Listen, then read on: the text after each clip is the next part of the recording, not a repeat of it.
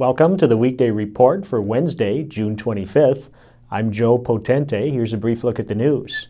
The Kenosha Unified School District will return to an 8-hour workday for teachers next school year. The school board voted 4-3 Tuesday night to shift from a 7.5-hour workday to 8 hours.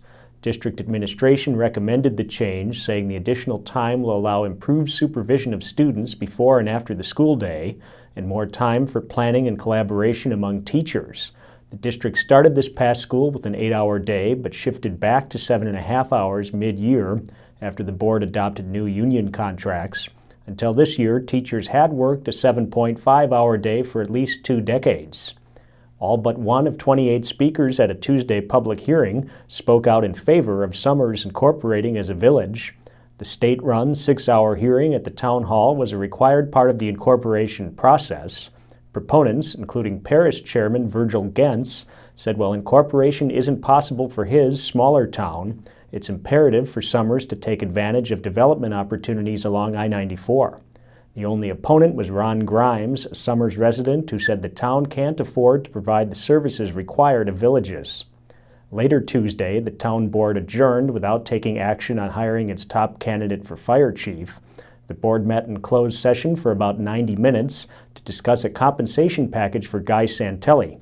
The session ended after Santelli and his wife joined the closed-door discussion for about 15 minutes before leaving the town hall. Santelli had countered the town board's compensation offer, which included a $72,000 salary, fringe benefits, and a vehicle. Town board members offered no comment after reconvening in open session.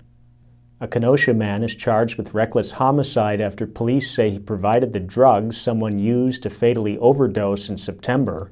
Justin Fornwalt made his initial appearance Tuesday. He's the second person in Kenosha County this year to be charged with homicide after a heroin overdose. If convicted of the homicide charge and possession of heroin with intent to deliver, he could be sentenced to as many as 50 years in prison. The grounds of the Kenosha County Center at Highways 45 and 50 are now alive with the sight of flowers and vegetables, part of a display garden for All-America selection plants.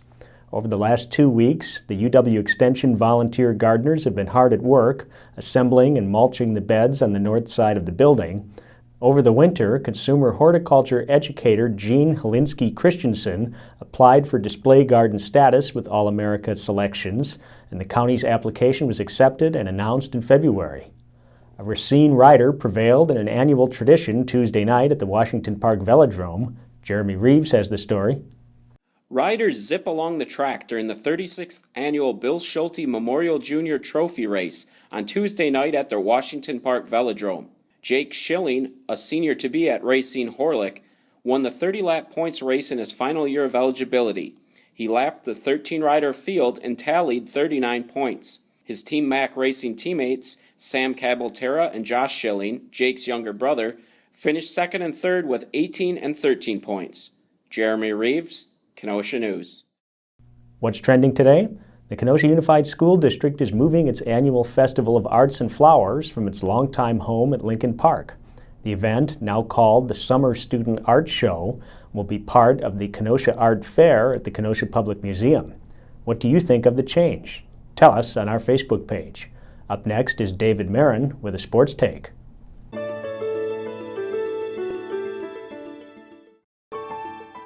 They're often racing at Washington Park. I'm Kenosha News sports editor David Marin with a sports take. Tuesday's Bill Schulte Memorial Junior Trophy race was the first of 3 marquee events at the venerable Velodrome this summer. The longest continuously operating bike track in the United States, with 87 years of service, will also host the Mayor's Cup on July 8th and the Bob Farr Classic on August 5th. These Kenosha summer staples are part of the traditional Tuesday night racing program, which runs through August 26th. It's free and it's good stuff, too. The competitors are among the best in the United States. I'm Kenosha News sports editor David Marin, and that's a sports take. Thanks, Dave. Now here's a look at what we're working on today. Local home sales remained on the rise in May. Jesse Hellman will have the story. And Melinda Ticklar has the latest installment in our Summer Fun for Kids series. Pick up a copy of the Kenosha News and check kenoshanews.com for all the details on these stories and more. I'm Joe Potente with the Weekday Report.